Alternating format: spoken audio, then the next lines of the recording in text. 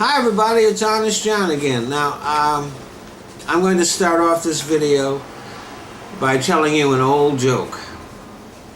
It's politically incorrect and not very funny. There was this couple, and the husband was a wife beater. And everybody kept telling the wife, you have to get away from this guy. He's a terrible guy, you have to get away from him. But she kept staying with him and going back to him, and it was very frustrating for everybody. But one day, finally, at last, she came into the bar where they all hung out and announced that she was through with him. She was done. She had left him and she wasn't going back. And everybody was real happy and proud of her. And they said, well, you finally wised up, huh? And she said, that's right. Last night, he came home and he had a blonde hair on his fist. Now, I'm not going to pause for laughter. It's not that good a joke. But now I'm going to tell you a story, true story.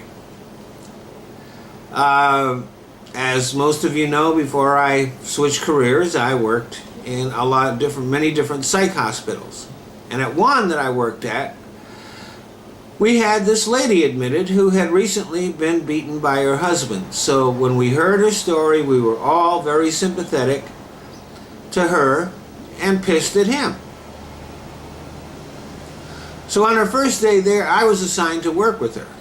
And this lady was so passive-aggressive, obstinate, contrary, and flat-out bitchy that after an hour working with her, I wanted to beat the shit out of her too. So at the end of the day, when we had our meeting and the staff was talking about how awful her husband was, I spoke up and talked about how awful she was. And everybody thought I was a complete asshole. But after a couple of weeks, when all the staff had finally worked with her, they all sounded like me. By the way, I did meet her husband, and he was an incredible bastard. A total dickhead. But you know what? They were kind of right for each other. I mean, when you thought about it, who else would have either one of them? Spousal abuse and domestic violence are serious issues, and they've been on the news quite a bit lately.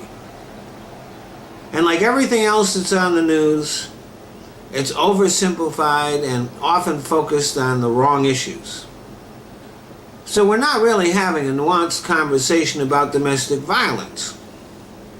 We're focusing, for example, on the NFL and their idiot commissioner, Roger Goodell, who admitted that he handled the situation badly. But there hasn't been much focus on how the judge and the prosecutor in New Jersey handled the case. And they really fucked it up. And isn't how our justice system handles domestic violence a bit more important than how the NFL does? But the real oversimplification is